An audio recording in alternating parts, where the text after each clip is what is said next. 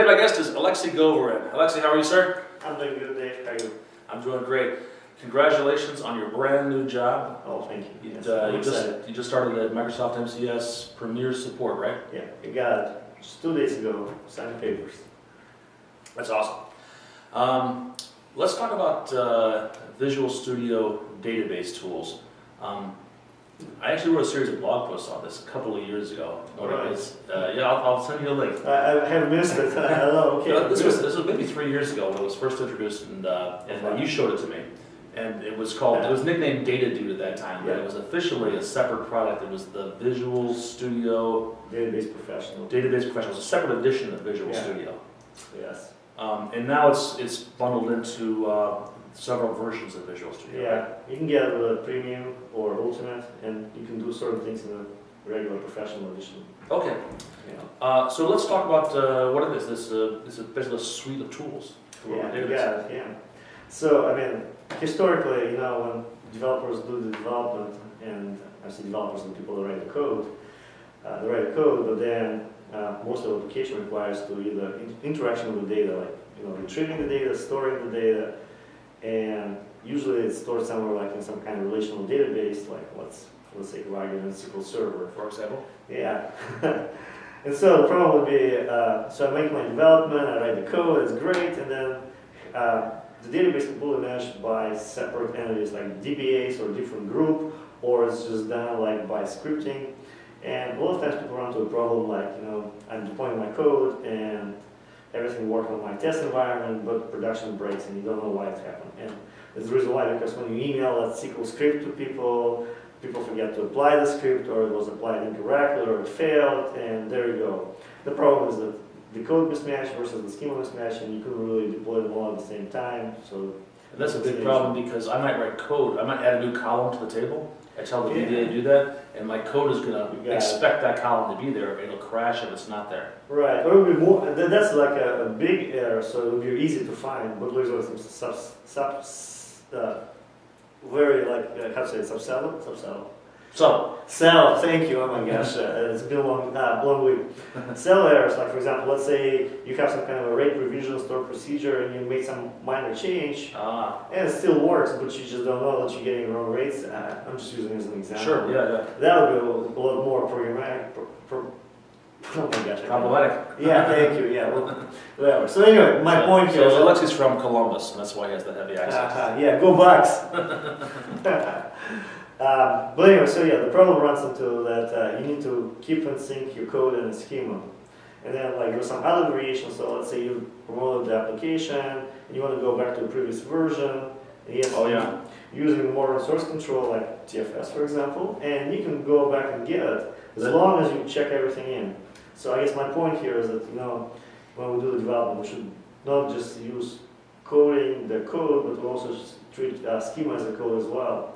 And those should be put together into like modern source control system and managed. And if you do that, then everything is going to be happy path. Yeah, the happy path where you can promote the code and you can roll back and you can look at the things. So anyway, and as you mentioned, we both used the database tools for quite a while, like since 05, and that was a painful experience. It looks like it was working easily, but when you try to solve some of the more realistic problems, it was coming short. But in 2010, they've done so many improvements. Visual Studio 2010. Yeah. So first of all, they removed that entire unnecessary database professional. Oh gosh.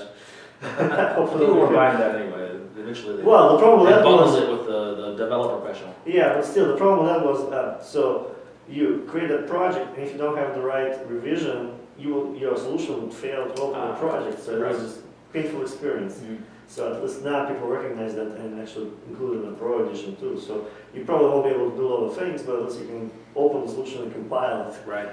Well, anyway, so yeah, I like the database tools. It's been a significant improvement.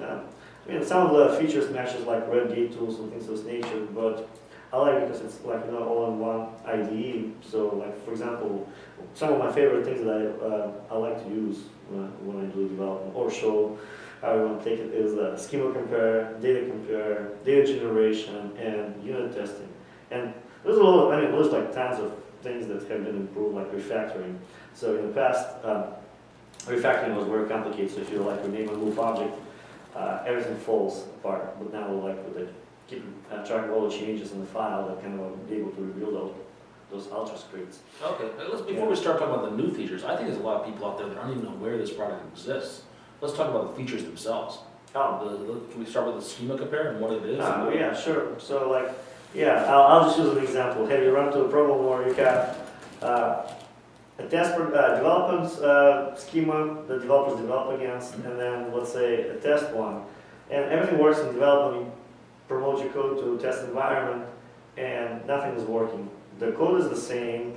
The schema looks like it's the same, but you don't really know. So how would you verify that?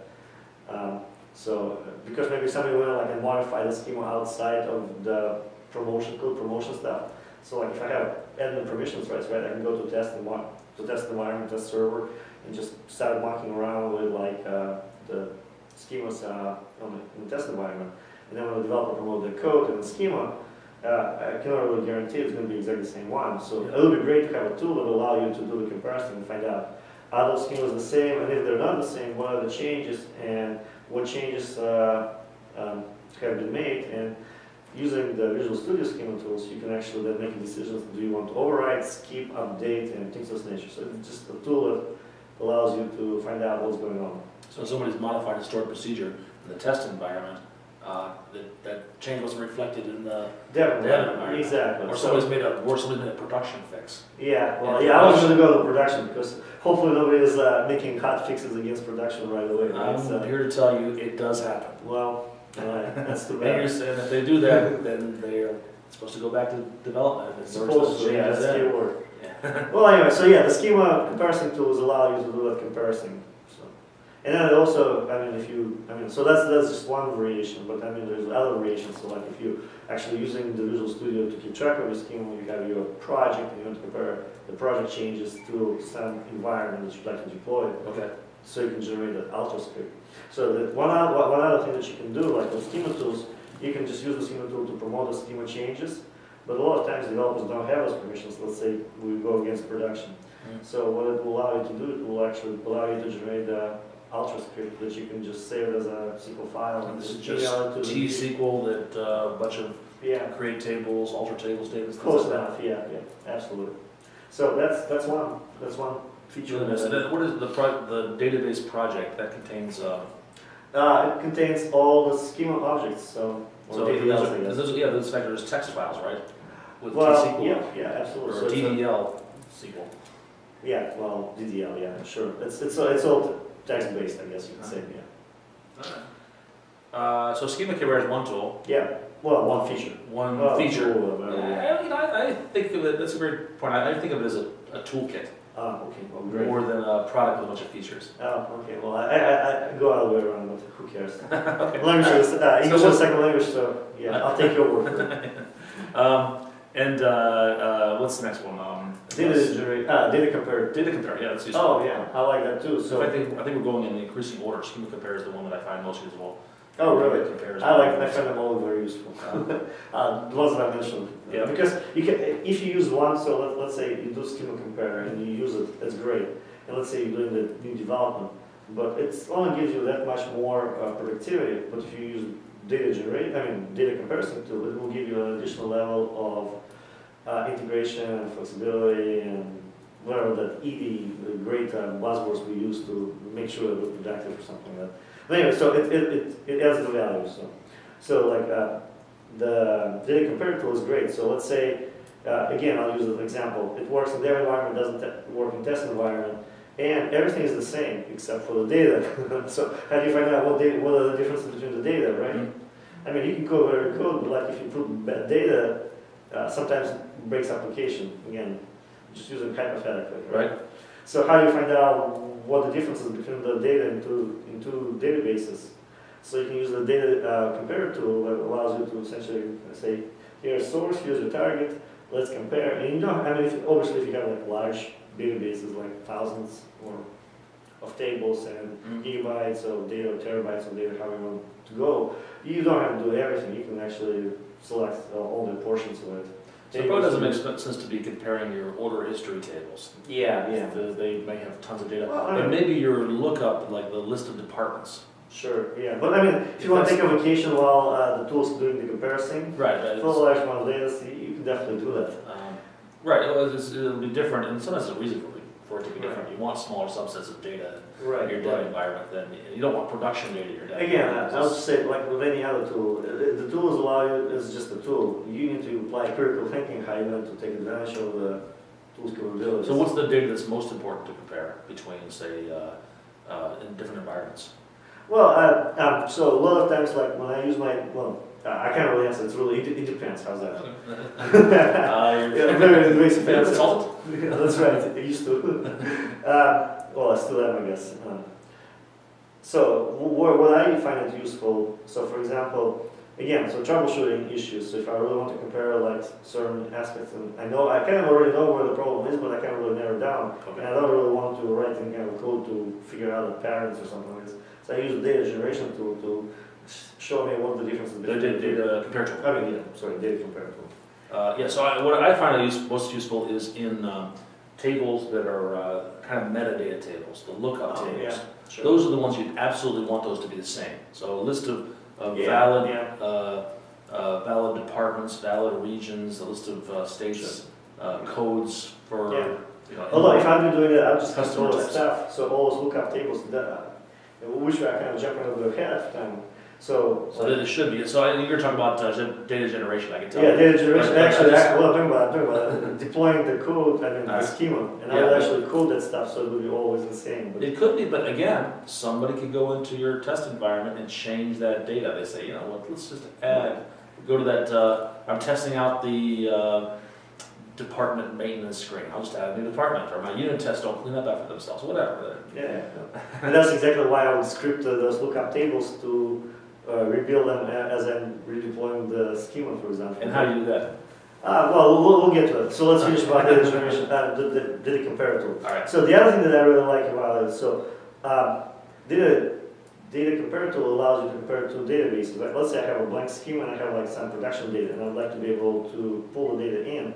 So I can use the data compare tool, and it will generate essentially a whole bunch of the inserts for me to go in and populate my just brand new schema with a production one. There's a few gotchas there. Obviously the schema needs to match. So if the schema is not matching, it's not going to populate those tables columns. But what matches, it will be able to pull in. Right. And then you can do a transformation. So if you like worry about your page, those are the private information, whatever. Oh, so it can obfuscate PPI, yeah. credit card or social security numbers, things like that? Well, it won't. You'll have to. It will not do it automatically. But when you do your data compare, you can select which columns to remove from the synchronization. Oh, I see. It will not do obscuration. So for that, you need to do data generation tool, which we could talk later. So anyway, I like that because then you can actually take this and just populate your blank database. Or again, you can take this and generate a SQL statement, and you can include that SQL statement as a post-deployment action on a schema updates.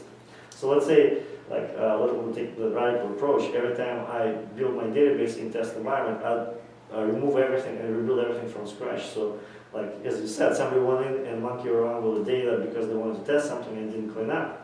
So when I deploy the new code, I deploy everything clean and then I rebuild everything. If I deploy everything clean and no data, obviously the testers are going to be very happy because they'll have to spend time rebuilding that stuff, right, populating the data. So if I script that for them automatically, then all I need to do is just jump in and start testing. Okay. Well, anyway, so yeah, that's the data compare tool. What's next? Data generation. So, Yeah, so it's kind of a continuation, you know. So what happens, like I automated my schema promotion, it's blank database. Blank database doesn't really help developer to do any testing, right? Because you don't have any data, so then you need to waste time putting the data. So one way around is creating a simple statement, putting in a post-deployment script folder of a database project. Or alternative to that, you can just use data generation tools to auto-generate the data, and you have like multiple options there. You can actually point to the existing database and suck the data out. And there you can actually do a transformation. So like for example, if you want to remove the username and social security number, so instead of pulling data straight out of production, you can replace that the sequence bundler generator with like a string generator or a regular expression. And that's configured within the tool, or is that something that... It's configured with the data generation tool itself. So you can, so like the data transformation, what you do, you provide the connection string. Again, it goes, compares the schemas, pulls all the, shows you all the data it can generate, and shows you the columns, and you can just like, oh, you know what, for this column I don't want to pull data, I'd like to auto-generate it using regular expression, because it's a private information, right? And there it goes. And then there's like, it's pretty smart, so it can figure out like if you have primary, foreign key relationship between tables, you can actually build those relationships, and you can say, for like every order, for every customer, I would like to have 10 orders, right? And I want to auto-generate this data for me, so you can just specify those settings in the data generation tool, saying that 1 to 1 or 1 to 10, things of nature, sort of ratios of how much data to each table will be created. I really like that. And then there's like, so the data transformation is the new addition to the data generation plan in Visual Studio 2010. Okay. And then the regular one is just, it's been there always, like, so you do the regular expressions, string generators, things of nature, just essentially say, here's the table, here's the columns, this is what I want to generate the data for, and this is how much data I'd like to generate. It comes very handy, like we did like one test where we have to test like a terabyte worth of data, and the sample data that was provided to us was only like 500 megs. And so like, what do you do? Nothing. So what we did, we used a data generation tool, and we essentially cloned that data. Yeah, cloned, and we actually did like some variations where we like generated some new data based on existing data. Yeah, and then we were able to scale out and find out, yeah, so our product is going to work. How does it handle auto-populated fields, like an identity column that's auto-numbered? Well, it fills them in. It fills them in, but does it fill them in? If you run this thing multiple times, is it just going to use SQL Server to start one the first time, the next time it'll start at 500? Or can you auto-assign? Can you just determine what those what those primary keys are going to be? Actually, no, I'm not 100% sure. I think with the data generation tool, it automatically does it for you, so you have no control over the identities. Okay. But if you want to override those things, that's where you can do that post-deployment script. So instead of doing it data generation, you can just set identity off. Okay. Do whatever you need to do to insert the data, set identity back on, and there you go. Okay. All right. Yeah. That's good. All right, so what's next? You tell me what's next. You're the expert. Oh, well, I wouldn't say I'm an expert. So what we covered? We covered the Schema Compare, we covered the Data Compare, the Data Generation, unit testing. Oh yeah, unit testing. Database unit tests. Oh, that's great. Probably the least popular of the features. I don't think it's the realest popular, I think it's the least known. Yeah, that's what I mean, the least used of the features. People just aren't aware of that. Even Yeah. people that are big proponents of unit testing. Yeah, now, so here's the fact of trivia here. Do you know that you can write unit tests not only against the sort of procedures, but against, now let's see if I get it right, triggers and user functions too. Ah, really? Yeah, so it's pretty exciting. So I'll say, like, let's say you have a requirement that says this page needs loaded instantaneous. Have you had that requirement before? Instantaneous. Instantaneous, yeah. Okay. Or as fast as possible. I have that requirement. Yeah. So I've and then of course you start working. I've had that bug. Yeah. Page doesn't load fast enough. Okay, thanks for that clear bug. Yes. So, but anyway, it boils down to when you have conversations, like people have expectations when I generate this report, for example, I just use those as an example. It needs to be loaded like within, let's say, 3 minutes. And typically when you write like some report, it probably utilize some user stored procedure or something like this, right? And so how do you know that the stored procedure is going to actually return you results within, let's say, 2 minutes or something, and not 45 minutes? When I think stored procedures don't do that. Sure.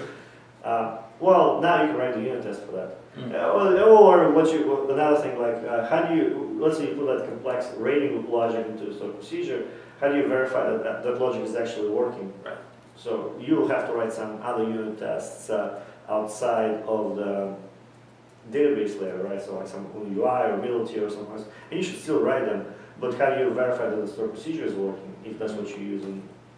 Right. Tough luck, right? So there you go. So you can use those when you create a unit test for the, let's say, stored procedure. You have a whole bunch of different assertions. I can't really remember all of them. So, but like row counts, execution time, number of records, and then the new one is I can't really remember exactly the name of the assertion, but it essentially allows you to select the data, create a hash of it, and then when you run the stored procedure, select the what? so it's can't really remember the name of the assertion, but it's like data verification. And what does it do? So let's do, okay, so what allows you to write assertion to look for specific data.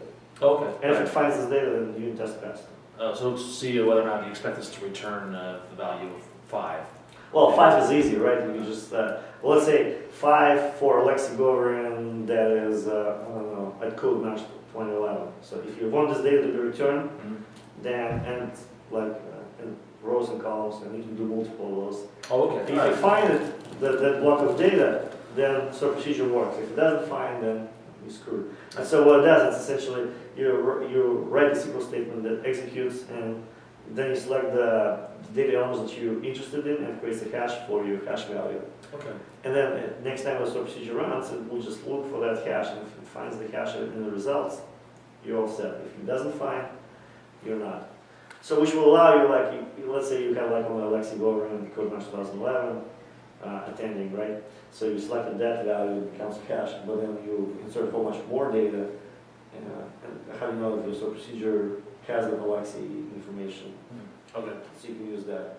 I don't know, I'm probably not explaining it well, because I'm drawing a blank on on the name of the assertion. But I'm sure people that have Visual Studio, they can just create a unit test and sort of drop down select. So when you run these unit tests, is it hooking into a unit testing framework, or does it have its own framework? It's built into the Visual Studio IDE. So it's using MS Test? Okay. In the version before 2010, it used MS Test as a harness for Yeah, it is. So you could go to the test view and you could just run a bunch of, it would show up. as Yeah, no, MS no, no, Test. yeah, okay, so I misunderstood you then. Yeah, absolutely. So That's yeah, still true? yeah, it's fully integrated into the MS test, yeah. Yeah, and so. So when you look at the test view, and like all the tests, Yeah. database unit tests, or just another type of a test. Yeah, I think it actually created some C# code or VB code as a wrapper into the stored procedure Yeah, itself. yeah. As a matter of fact, you could, if you don't like how the UI works, just go to the code and you can convert to the code and just see how the C# code looks around that. Oh, hacking the unit testing framework. Yeah. Well, I would say it's hacking. It's customizing or extending. Yeah. Yeah. But yeah. So the great part about this now that you have those tests, you can actually tie them into the team build, and there you go. So. Of course, I would recommend doing it part of continuous integration Because of the time. Exactly, but it doesn't mean that you're not supposed to have only one team build, right? You can have multiple. So one the CI build would be running only unit tests that execute really fast and provides the feedback to the developers on what's going on, and then you create another build that would be running like in some schedule. Once a day. Well, no, also maybe once an hour or something. Okay. Yeah, fair Or enough. however often you want to do it. It's really depends on the team, right? That will run all the tests, and then we'll provide the feedback saying, yeah, everything's working. So. Can I use other testing frameworks to tap into the database tests? I'm sure you could. Everything's extensible. Oh, okay. Yeah, so. Might take some code for that. Yeah. But yeah, so what else would I want to say? Oh, yeah, so the database tools are now based on a provider model, which means it's not only supporting SQL Server, it will support other types of relational databases. Ah, okay. So I believe Quest has that total extensions for Visual Studio Okay. that will allow you to do exactly what we talked about for the SQL Server for the Oracle. So you can test Oracle stored procedures. Yes, I haven't really used it, but Okay. personally, I just did the basic Okay. What understanding. about like MySQL or Postgres Oh, or yeah, some of the so open source? You're in luck. You can just write those modules and plugins yourself. Okay, right? so they may or may not exist today, but Yeah, it's a great opportunity for the third-party vendors to do that. I'm counting my viewers to. Yeah, that's right. So what else did I want to talk about? Oh yeah, so the continuous, deployment would be a better story now too, so you can actually provide the, so if before you can only deploy to a particular environment, now you have multiple settings where you can do it for yourself and for the team, and then you can target, again, multiple environments and specify how the deployment is going to work. Okay, so as part of my deployment strategy, I've already got a team build set up to deploy all my, to get everything on the source code, deploy all my DLLs, all my ASPX pages. And schema. And now I can also hook the schema generation. And The schema script, the DDL scripts that are in in my database project. And deploy those as well. Yeah, and if you now using it and doing regular check-ins, it will be you'll be able to just generate the alters, the differences between the schemas and just actually promote only those changes. Okay. So I don't know what else. There's tons of new features there. Refactoring, IntelliSenses. Yeah, I'm horrible at typing, so I love IntelliSenses. Me too. Yeah. I'm horrible at memorizing syntax. That's why Yeah, I well, it's because I don't do it every day. That's the problem. If I do it every day, you probably remember it. Alright. Yeah, there's like I'm forgetting probably a whole bunch of things. Okay, I think we've got a good introduction though to what Yeah, these tools yeah. are. I think that was my goal today, is to Oh. just expose people to Yeah. a tool that I think a lot of people aren't using. I go into organizations they've never even heard of these tools before. I show them to them, their eyes light up. You know, Yeah. it solves a very real problem. Yeah. Do you have an online presence? Yeah, I do. Like my avatar, Lyoshka. Twitter. LASHKA is your Twitter handle. Yeah. How about a blog? Blog, well, right now it's Govorine and Blogspot. So, Okay, but I don't know if I'm just keeping it or changing, but Okay. yeah, if you follow this, I'm sure it will be all there somewhere at some point. Lyoshka is staying. Alright. Alexei, thanks so much for your time. Appreciate it. Sure. Good.